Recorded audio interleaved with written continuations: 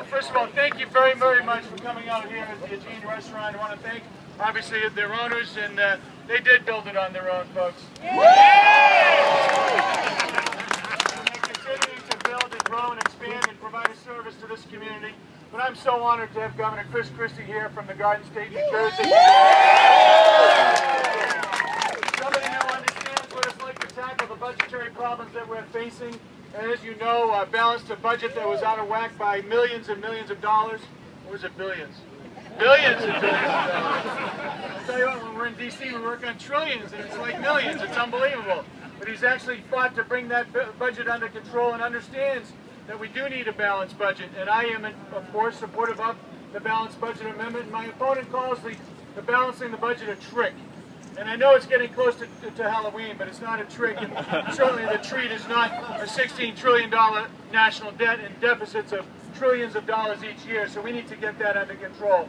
But without any further ado, I want to introduce somebody I have a tremendous amount of respect for, somebody who knows what it's like to balance a budget, knows the value of a dollar, Governor Christie.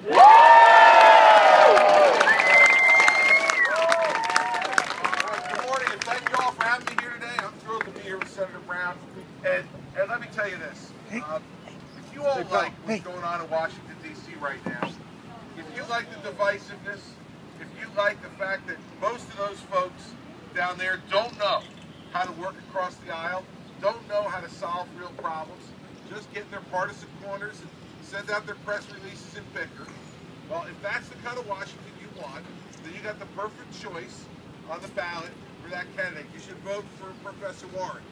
Because she will go down there and just be a part. I know she will just be a part of the Democratic caucus. She won't even look across the aisle, let alone reach across the aisle.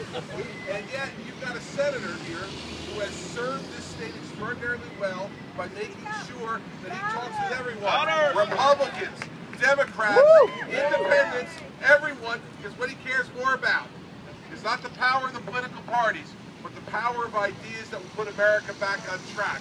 Scott Brown deserves your vote and deserves your support, and you'll send a great message to America if you send it back to the United States. And unfortunately, you know what you're going to get. You know what you're going to get if you send Professor Warren to the Senate. Yeah, what you're going to get is somebody who is going to just toe the party line. And that's not what you're going to want in Massachusetts. It's not what you're going to want in America, given the big problems that we have. We're going to need, starting in January, for Republicans and Democrats to stop fighting and start working together. And you just listen, I've watched this race very closely. And you just listen to the things that Professor Warren is out there saying, and it's what you would expect from someone who is part of the partisan, liberal, democratic elite. That's who she is, and that's fine. And there might be folks out there who want to vote for that, and that's their choice. But I will tell you something, that's not going to solve problems in America. And we've had enough of that on both sides of the aisle.